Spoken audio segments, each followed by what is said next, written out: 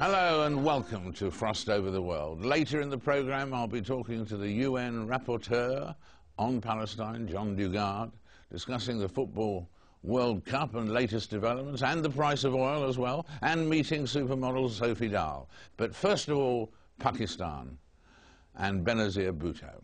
When the former Prime Minister arrived back in the country 2 weeks ago after 8 years in exile, the homecoming parade in Karachi was quite literally blown apart by an assassination attempt. A suicide bomber exploded a bomb meters from Ms. Bhutto's open-top bus and killed more than 130 people. Benazir Bhutto joins us now. Benazir, hello and welcome. Thank you, David. Tell me, has that terrible assassination attempt affected your decision to carry on with this battle?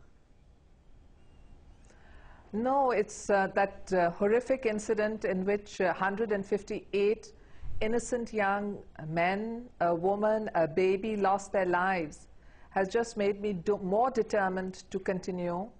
I do believe Pakistan is under increasing threat of an extremist takeover. And to save the country, I believe we must restore democracy, get the people's faith in the country, moving the country forward.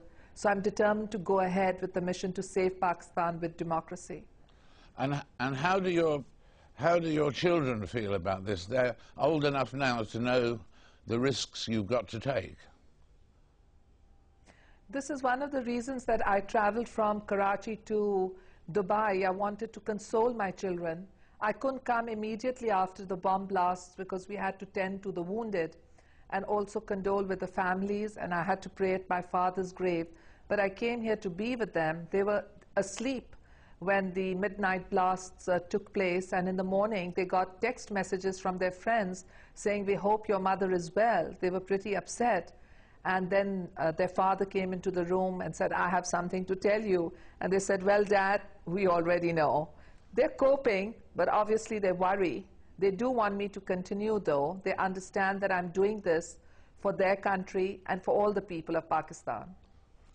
That's a marvelous story because it underlines the way that our children these days get their information almost before we do. That's right.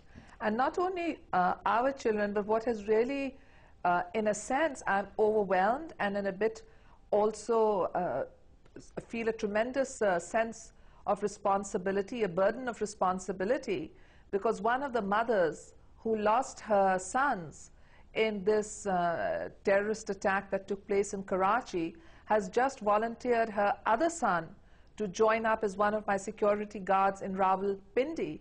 And when our party boys told her she didn't have to do it because she just lost one son, and the mother turned around and said, "The only hope that we have is that she succeeds, and that's the reason why I want to send my second son to be her security guard too." That's very courageous indeed. Tell me, do you know yet, does anyone know exactly who was responsible for this assassination attempt? There was one report that said that you had arranged to send President Musharraf a letter to be sent in the event of your death by assassination, urging him to investigate certain individuals in his government. Is that true? Yes, it is true that I wrote to General Musharraf. I received information from General Musharraf that a friendly country had passed on to them the information that I could be attacked by a gang from the Afghan warlord Baitullah Masood, or by Hamza bin Laden, the son of Osama bin Laden, or by the Pakistani Taliban in Islamabad, or by a group in Karachi. So I sent back a letter saying that while these groups may be used, I thought it was more important to go after the people who supported them, who organized them, who could possibly be the financiers or the organizers of the finance for those groups. And I named 3 individuals who I thought were their sympathizers. Now I understand that I could be wrong and my suspicions could be misplaced, but these are the people that I suspect want to stop the restoration of democracy.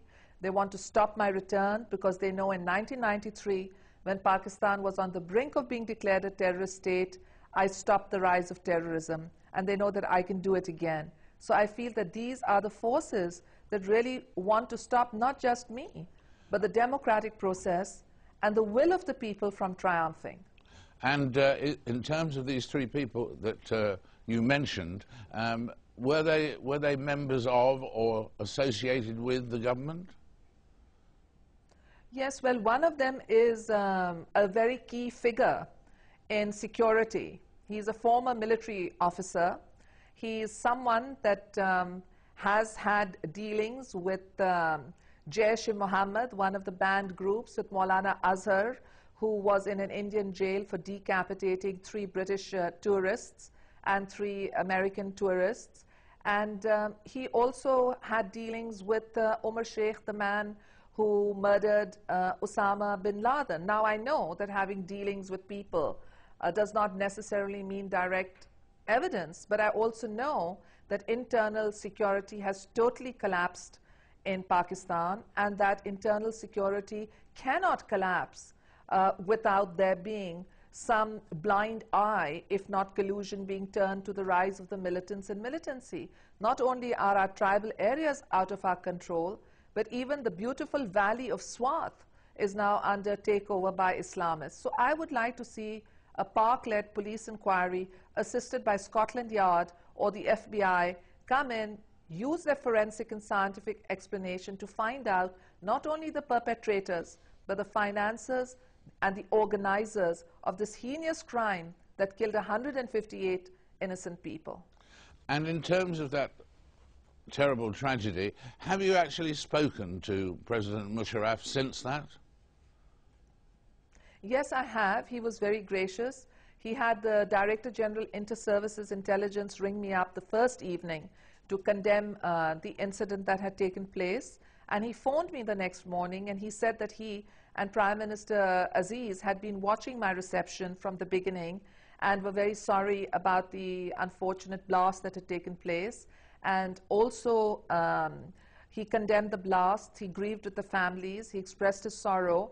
But he was a bit worried that my party naming a security official could hamper that rapprochement process. And I assured him that it was not my intention to hamper the rapprochement process. I did want to see a peaceful transition to democracy through fair, free, and impartial elections. But I also felt that it was important, A, to have an independent inquiry that gave me confidence, and B, to have impartial, politically neutral people in key positions in government in the caretaker or transitory period. You still feel that you can do business with President Musharraf? That hasn't been affected by this tragedy. The two of you could still work together? Well, David, I think we need to see this in ongoing negotiations. We both have the desire to work together, but while we have the principle sorted out, we really need to sort out the modalities. Because I'm asking myself how a PPP government, if the people of Pakistan elect us, can actually cope if we cannot have officials in our internal security who we feel have no links to militants and to their supporters. I'm just wondering that if I was the target of a horrific terrorist attack in which 158 people died, and I can't even file a police complaint because the government doesn't allow me to file it, then, well, would this rapprochement mean an effective transition, or would it mean a continuation of the status quo? I'm interested in an effective transition, and I'm willing to explore with General Musharraf the modalities in which that we can have such a transition. But I'm not willing to be the icing on the cake if it's a poisoned cake full of the kind of system that in the last 5 years has seen terrorism rise, not just in Pakistan, but its effects in nearby Afghanistan, on NATO troops, and even beyond in Europe. And in terms of what happens next, has there been any progress in terms of the thing about you being allowed to have, or anybody being allowed to have 3 terms in Pakistan as Prime Minister?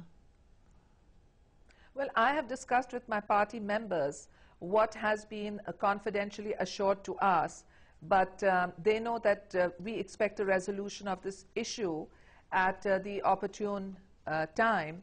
But what I'm really interested right now is an investigation, a Pakistan police investigation assisted by the international community with the forensic skills to unmask the perpetrators, organizers, financiers, and sponsors of this act of terrorism. I'm not saying this just because it was an attack on me. The locality where the chairman Joint Chiefs of Army Staffs lives was attacked 2 days back. An Air Force bus was attacked yesterday. People in marketplaces are killed. And unless we get to the financiers and the perpetrators and organizers, we're not going to be able to frighten them into accepting responsibility for their crimes. They don't accept. They kill people and they think they won't even have to go to jail. They won't have to answer before a judge, and that's wrong. And what about the situation? What if the Supreme Court say that the election of President Musharraf was valid, but he still kept wearing his army uniform? Would that be a problem for you? Well, General Musharraf and I discussed this issue during our negotiations, and it was decided that we would accept the decision of the Supreme Court of Pakistan, and I'm on public as saying this before my return to Pakistan, that as far as the Pakistan People's Party is concerned, we are not going to resign from the assemblies in protest over General Musharraf's re-election as president. We have a different view on its legality, but we're going to leave it to the Supreme Court of Pakistan to decide. So we're going to back the Supreme Court in whatever judgment it decides to give on the issue of General Musharraf's legality. We expect that the Supreme Court will probably allow him to continue, but ask him to retire as Army Chief and seek a reaffirmation vote from the next assembly. So, and if he kept wearing the army uniform, that would be a problem for you and the Supreme Court, perhaps? Yes. Yes, it would be a problem for me, for the Supreme Court of Pakistan. It would probably demoralize the armed forces who haven't had a serving army chief since October 1999, and it would certainly not be acceptable to the people of Pakistan. Now, General Musharraf has assured me that he would retire as Chief of Army Staff, and he said this to the Supreme Court too in an open declaration that he would take his oath as president for a second time without the uniform. So let's see what happens. How is the Pakistan you now see different from the Pakistan you left 8 years ago? Well, part of the Pakistan that I know was very much there. The 3 million people who turned out to greet me at Karachi airport were dancing, they were singing, they were celebrating, they were full of joy. There were young people, there were taxi drivers and rickshaw drivers and daily wage earners. They were the working classes, the laborers, the peasants, and they all came to demonstrate their support in democracy and their support to the forces of moderation. And then the tragedy struck, but it struck through the militants who are a minority, a small minority who want to use the bullet to capture my country, and they mustn't be allowed to do so. And even though there has been turmoil and tragedy, I am confident that if we can restore the democratic process, we can restore tranquility, security to our people, provide them with the employment and the education that are the best guarantees of a tolerant society. Benazir, thank you so much for joining us today. It's been a real privilege to talk and to hear the situation exactly as you see it. Thank you very much indeed. Thank you, David. Benazir Bhutto. More in a moment from Frost Over the World.